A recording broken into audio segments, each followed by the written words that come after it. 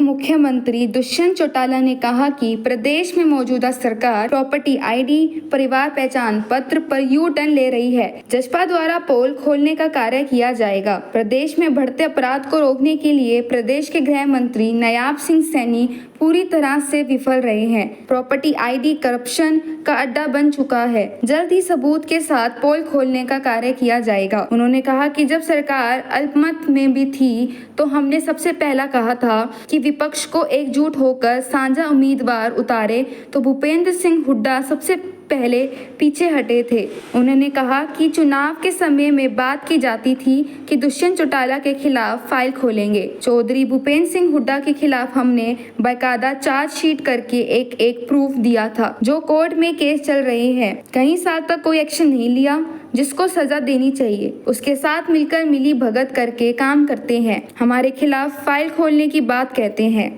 हमने तो 4.5 साल में वहाँ पर आदमी तो बहुत दूर की बात है, कोई पक्षी उड़ता भी नहीं देखा।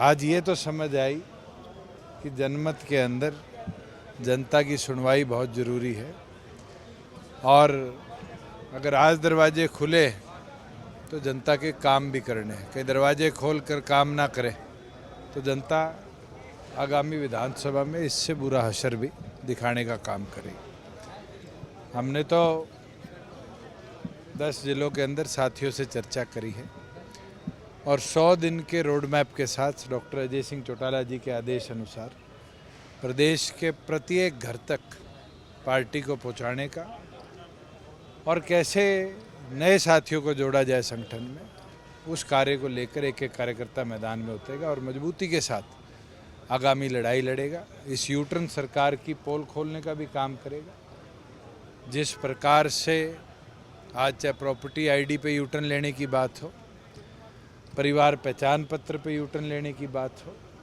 सरपंचों की लिमिट में यूटर्न लेने की बात हो, साफ दिखता है कि जो कार्य खट्टर जी ने करे थे, सैनी जी उन सब पे यूटर्न लेना शुरू कर चुके।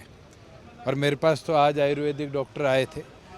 जिस तरह का प्रतिबंध रोज़गार में उन पर लगाया है, ये साफ दिखता है कि हरियाणा के लोगों को रोज़गार से वंचित करने के लिए हरियाणा सरकार कदम उठा रही है। विरोध पक्ष के लोग जो दुष्प्रचार करते हैं, लोगों को भ्रमित करते हैं, उनसे भी लोगों को अवगत कराने का काम करें। आपने अभी एक अपने संबोधन में कहा कि काम के नहीं हवा के वोट मिलते हैं, उसका तात्पर्य क्या है? मैंने तो उदाहरण दे करके बताया है। मैंने 5 साल सांसद रहते हुए हरियाणा प्रदेश के सभी सांसदों से ज़्यादा काम किए होंगे, आपको भी पता है भिवानी में। और मुझे अगले चुनाव में कुलदीप बिश्नोई से हरवाया था कि नहीं?